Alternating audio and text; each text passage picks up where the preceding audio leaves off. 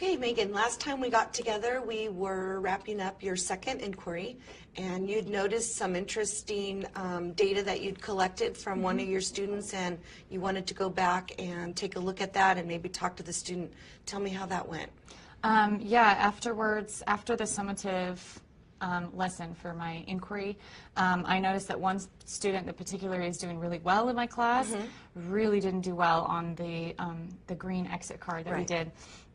And I was curious about that whole thing, and so you and I kind of talked a little bit afterwards, and I came to find out that I had talked to them about a procedural assistance mnemonic, so to say, for math, and I taught them that is over of equals percent over 100. Right.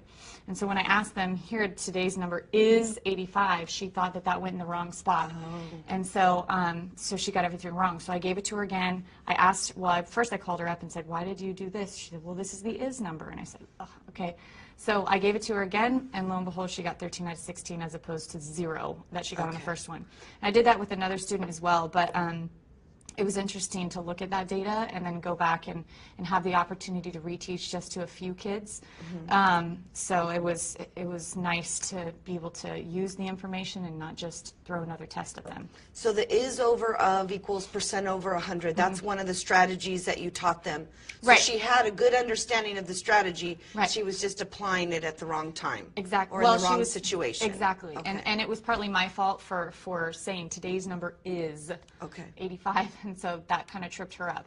I'm actually surprised it didn't trip other kids up. If she sees it in a different situation, maybe next time she might be more careful to not apply that one strategy in every single situation. But it also showed me that sometimes students like her who are very capable lean too much on procedural things to try to memorize how to do a problem, and really on the underlying fact is that she doesn't understand the true math behind it, but she knows that that formula works. So hopefully I can continue to work with her and bridge her from the procedural to the conceptual understanding, and that's your whole goal. So it sounds like the data that you collected from your second inquiry was useful in making some changes, doing some reteaching for some students that weren't successful, and then she's now had an opportunity to master some of the things that maybe she didn't get the first time or on the summative assessment.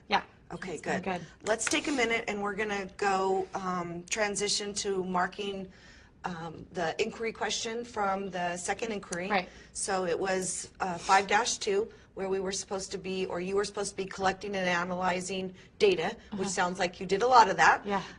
And the first time that we marked the inquiry, you saw yourself as exploring, and you had some evidence and data to support that. Where do you see yourself now after the second inquiry? To be really honest, I actually feel like I'm 1 foot into the integrating column. I feel like let's see, I looked at the continuum on my own a little bit, and I feel like I've got I'm using the information from assessments, and I'm also creating appropriate assessments for my students. So I'm getting a lot better at creating good questions that's going to give me real information, as opposed to, I mean, it's hard to write an assessment, you know, and as opposed to giving an assessment straight out of the book that may or may not give me the information I need. I'm getting better at creating those specific assessments, and in that, I'm also getting better at making them more concise and straightforward so that kids are not overdone on the assessment piece, because I know that's a big deal in school now. So. And it sounds like you're using some mini assessments, not just maybe a chapter test, but some checks for understanding that you could call an assessment, just to kind of see where they are and then make some changes in your instruction. So planning some new instruction based on the data that you got from the assessment. Yeah, exactly. And I actually went as far as to work with some colleagues, and we created a cumulative test for the whole year, and I gave that test to my students right after we got back from spring break, where we had about 3 weeks to review for state testing. And that was really interesting because I found out that there were certain concepts that I really didn't need to waste time on. That you mean reviewing for like the CST? Right, and so that literally, the information from that assessment is driving my instruction for the next, or for the past 3 weeks as we review. And I'm literally going question, concept by concept, standard by standard that they need. And I'm brushing over within warm-ups. I'm just using the information that I feel like they already have. Okay. I'm just using that as a warm-up review, and then we're moving on and we're spending the bulk of our time on things that they really didn't do well on. Okay. And so that's been really nice.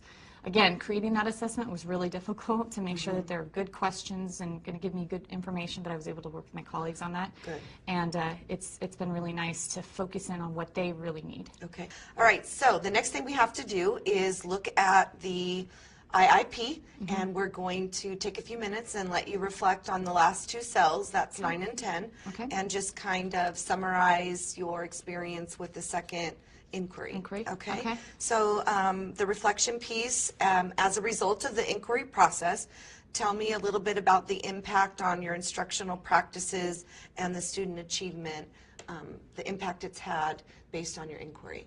Yeah, well, I definitely think that it's given me a good view of where my students are having difficulties specifically and where they are pretty proficient. Okay. As in a class as a whole, of course, you're going to have some kids that don't quite get it and some kids that are too far ahead, not too far ahead, but far ahead. Right. And so it's given me a really good view of where my kids are. Okay.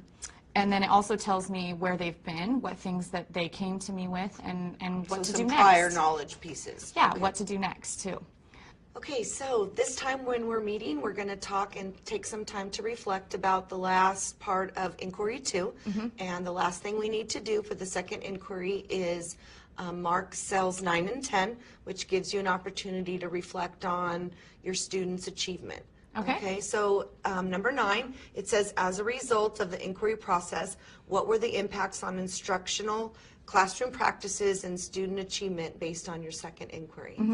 Well, looking back on that, I really think that the assessment pieces that I decided to implement have shown me where my students are having difficulty, specifically what standards I need to focus on, and where they are strong, where I can maybe push them a little bit further. In my second inquiry, I realized that I had gone over percents enough that we could actually start to play a game and really have the higher students help the lower students and work together in small groups. And so you can only start to play games like that and start to manipulate the information once they have a basic understanding, a foundational understanding of the concept. So it was fun to be able to implement those kinds of things. And the assessment, the exit cards and all that really showed me what I was able to do and what maybe students needed help on. And then the other nice thing about the exit cards specifically is that they're quick. Okay. Students like that they're quick because it doesn't take them forever. And I it like doesn't that they're feel quick. like a test to Right. them. Right, and because it's on a smaller piece of paper, it doesn't look, and they're not bubbling, you know, it doesn't, and a lot of kids have test anxiety these days, and so for them to not get so anxious and not worry about it affecting their grade and all of that, it's a nice, just quick, do you know it, do you not? And I've actually used them a lot since, and it's really effective, and then it kind of helps them to monitor their own learning. Okay. And see, you know, did I learn what I was supposed to learn today? Am I where I need to be? And so that's all part of that middle school process, is learning to be self-sufficient and all of that. So they've been really nice. It sounds like you've done a really good job of using that data, not necessarily to put a grade in the grade book, but using that data to plan your instruction for the next day.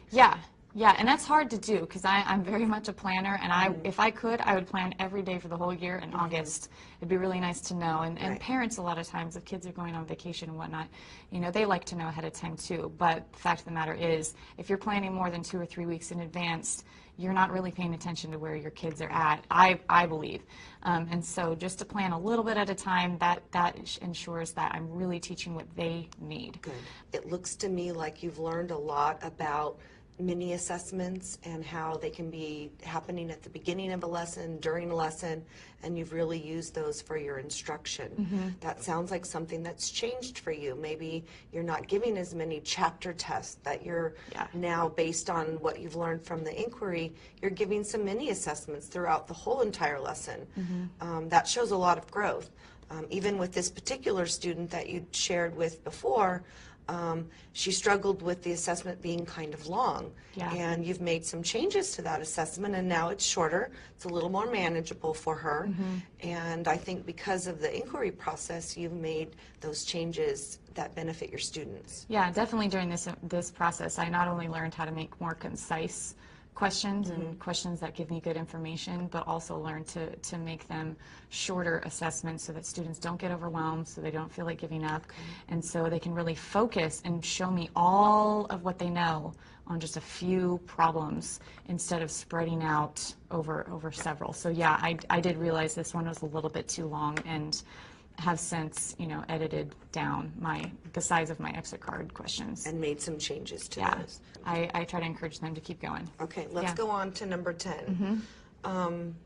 It says, describe how you applied this new learning to your future practices. So tell me a little bit about how you're using this for the future, or plan Yeah. to use it. Well, I mean, I've already, even from inquiry 2 up until now, I've already really latched onto the idea of exit cards, and so I am still using it, and in the future I plan to use it more. Obviously, per class, per grade level, per subject, it changes a little bit, and I think a really an important aspect of the exit card, again, is that it's quick, but that it's really concise and really specific. And so in that, I can come up with 1 or 2 questions and send them on their way. So I really do look forward to using those more in the future, so that I, again, can drive my instruction. I can figure out, did they really understand the lesson that I taught? Do I need to reteach? Can I move on? Can I skip the next part because I don't need to go over that again? Do they really understand it? So just making sure that those questions give me the right information. So that's the key. Good. Yeah. You're doing a really good job of collecting that data, using it to plan your instruction. You've worked really hard this year. Good job. Yeah, thank you. All right.